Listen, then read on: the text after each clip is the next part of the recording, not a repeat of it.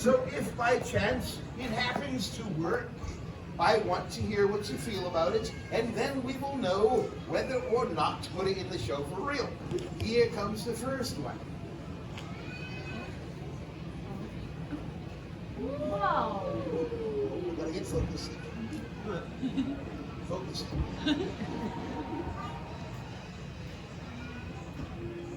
But wait, there's more.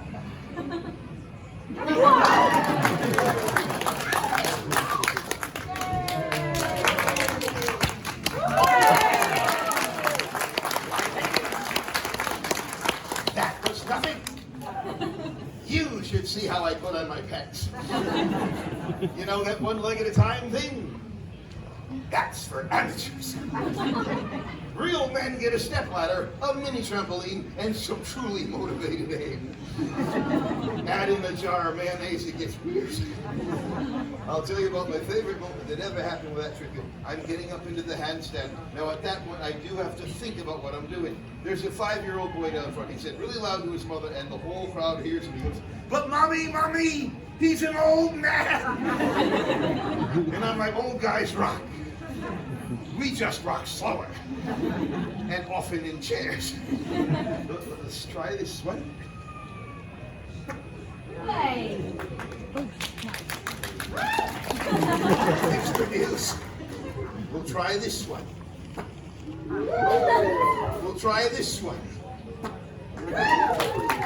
What do you people want from me? I'm an old man. I gotta get back to the home by 5 or I'm gonna miss the fruit cup. We'll try this one. This one's very popular. It starts down there on the foot. It goes right up to the head. It's very popular. I'll never understand why. Tell me, I must do that one correctly or they will send me to Juggler hell. It's not pretty. It's kid shows in Arkansas. Been there. Done that. Have the emotional scars. In fact, people, I'm starting a support group for a group of guys that really need it. They are forgotten heroes. They are recovering birthday party clowns. Come out from behind the couch, Bobo. The 7-year-olds can't hurt you anymore. Poor Bobo has never been the same since they strangled him with his own balloon animal. He can't even look at a poodle. I'm going to be honest with you people, every single time I do that joke, in my head I'm picturing a safe house for clowns. It's really fun. There's one tiny little car in the driveway. All the flowers in the garden squirt. There's a bumper sticker in the car that says no mimes allowed. It's so weird in here. From the foot to the head, no hands. Oh dear. From the foot to the head, no hands, deja vu. That's French, for God, I hope it works. I learned a new word in French the other day. The word is ambiance, and the translation is, you can't afford to eat here. From the foot to the head, no hands. Don't think about clowns, don't think about French. How can they afford me? I cannot do. No problem.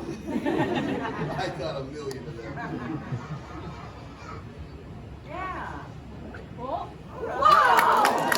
I can't do that. Seriously, it never works. Everyone here, buy a lottery ticket. Right now, people, I am feeling confidence I do not even deserve. I've been working on some fire juggling. Would you guys like to see that? Yes. Would you like to see it bad enough to massage my fragile male ego with some completely fake and totally unearned applause? All right. I am going to do it, but I will feel cheap. I got to get the torches ready. I'll tell you guys a quick story as I am preparing the fire torches. Now, normally, if I do anything out here on stage, I have written jokes in advance to describe the situation. Here is what happened the first time I tried this fire juggling thing. I worked all winter on the routine. I learned some tricks, I wrote some jokes, and I met my neighbors under some very interesting circumstances. Nothing starts a conversation quite as fast as a flaming pool. I got up here. I start soaking the torches, and I suddenly realized, to my shock and horror, I had forgotten to write jokes to cover the time right here. So in desperation, I asked the audience to sing a song of impending disaster. I was sure they would sing a funeral march, but a man stood up and clearly sang, "Here Comes the Bride." It was way better than I could have written myself. So I've noticed there are children here. Children will often try to copy things they see here at the festival. Kids, we gotta get this out of the way at the beginning. Fire juggling is not a good idea. It's right up there with saying the words, "Yes, honey, that dress does make you look fat." Now, I do understand people get quite excited by the fire juggling stuff. I find that to be confusing because honestly, people, if you do get into fire juggling, there really is only one rule you must remember, and that is never, ever, under any circumstances, catch this end. Even for a shock laugh, don't do it. Now, I know there's a few of you out there that might be worried that that hurts me, but honestly, once the nerves in your hands die, you go. My favorite moment with that joke, I grab the wrong end of the torch, the little guy in the front row shouts out, "Hey, that's fake fire!" And I'm like, "No way, the fire is real, I'm fictional." Some fire juggling on the second show of the day, with a slight crosswind, boundless optimism, and a mild hangover. Look at me. Interesting coincidence, people. The same day I decided to learn to juggle fire was the same day I decided I would look bitchin' without eyebrows. But I've had very mixed success with this lately. We'll see how it goes today.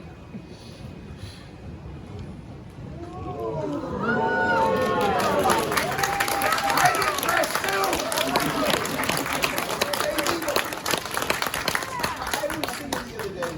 Do you think it would be wrong to go into a theater crowded full of intellectuals and then shout out, "Rapid oxidation"?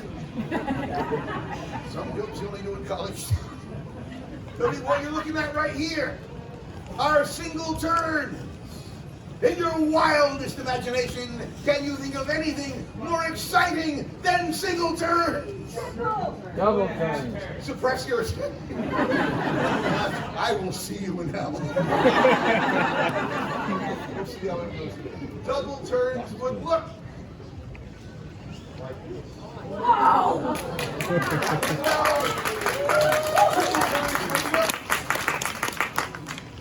Like this. Wow! You asked for the half-turns. I gotta get the triple turns right. This is quite important. I'll tell you why in a second. Triple turns would look like this. Whoa! I'm gonna get it. I'm gonna get it. The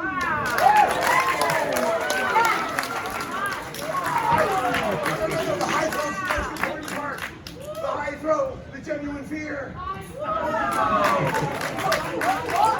It counts. I really want the high throw. High throw fear. I'll tell you why. I will tell you why that's important. The very best part of my day is doing the high throw, because I get to freak out the squirrels. I see it as revenge, because honestly, people, during the week, I practice my handstands down here. And while I'm upside down, those furry little bastards will drop their nuts on me. Guess what they aim for? Big fans of one-to-one correspondence. We'll try some fancy things. Fancy thing number one is a twiddle. That's a technical term. Followed by a twiddle with both. And then very important question. Does this make me look too Catholic? Let's finish this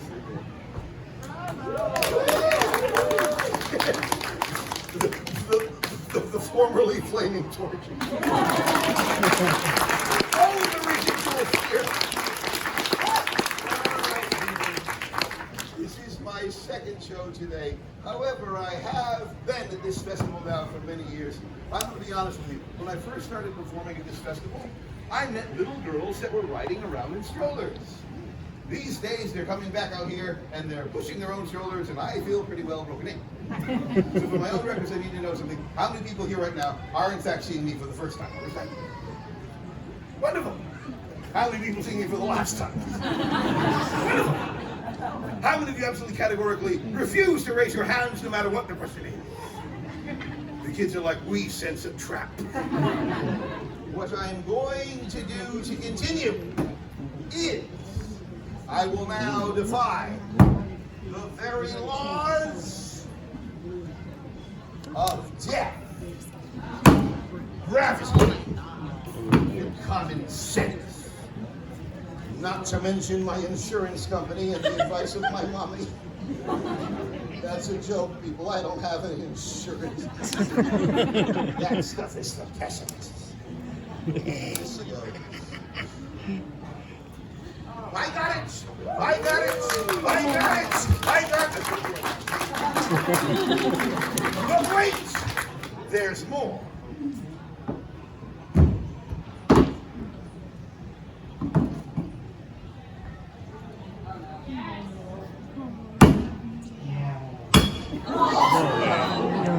I agree, the hell with it. Now, just out of curiosity, how many of you sick, twisted individuals want to see this thing done? I'm sorry, that's not quite enough. No, I will do it, but I need help. I need someone who is beautiful, someone who is intelligent, someone who is very calm during an emergency situation, someone whose whole expression says, oh, excrement, not me. You're right, the big guy's perfect. Glad you made it. What is your name, sir? Eric. Eric, come along with me. Eric, I had to choose you, for you were wearing a kilt. And every time I see a guy in a kilt in my show, I know he's not going to do any handstands. It makes my job a little more secure. Truthfully, I once performed a handstand in a kilt. I will never work in that town again. But I never felt so free. Come on, Eric. I'll do the trick. All I need you to do is just sit on my shoulders while I'm up there. You'll be. I'm cheesy, Eric. What I need you to do is just stand right over here on this side of the table. And then quite simply, hang on to this side of the board with two hands. That's all there is to it. I need something else. This man must be large, muscular, burly, brave, and I have no choice but to choose this gentleman. For you are wearing nothing but black. I'm like, oh, cool, the angel of death is here. Never can tell when that might be handy. What is your name, sir? But hold me on the side of the board like no one left here. Because it bloody well made by pulling that right. I need one last person. This man must be large, muscular, burly, brave, but most of all, he must be reliable. I think I see it. Excuse me, young person. Do you know this big person here? Is that your dad? How many children do you have, sir? Makes you reliable. Your name? Come with me, Matt. The name's not reliable. Would you mind if I call you Spike? I feel it. But what I need you to do is to stand in front of the table facing this direction. Your job is quite simple. I need you to raise your arms high above your head. Now in a loud voice so everyone hears you. I need you to scream out two words. I believe! Oh, yeah. He got the accent. He did the hit. There's a man that's been in a tent. Relax for a second. I'll tell you about my three favorite guys that do this. Every one of them happened. The first one, I was down in Texas. I was like, I believe you're going to hurt your family. I called him the Prophet Bubba. He called me the Yankee of poor judgment. Things even out. A couple months later, I'm up in Illinois, and there's a small gentleman from India down here. So I am presently now beginning. That one was kind of weird. My favorite one happened right here a few years ago. I said, I need you to scream out two words. The man doesn't finish my sentence. He just goes, you're screwed! And I knew I was back in New York. Now, there's a fourth one I find really funny as an entertainer. I was street performing down in Florida. All the shows are really close together, 10 feet on this side of me. There's a genuine evangelist. He's doing kind of a performance. They got the guy here to go, I believe, and I turn to the guy and go, I got one! He didn't think it was funny.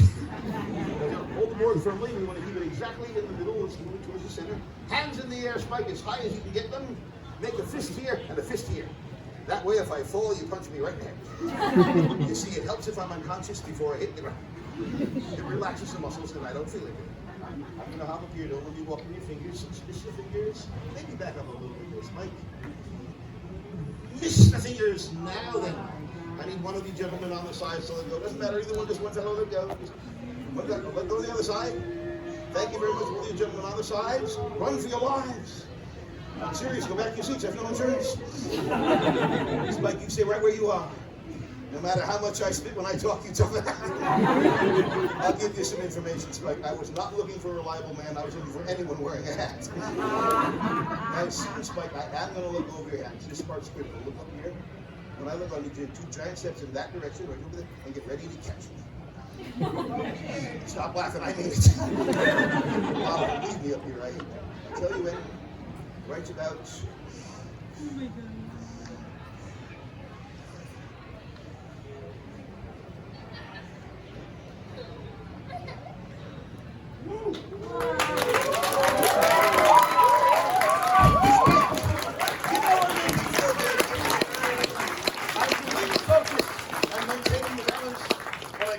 You're doing a token gesture together.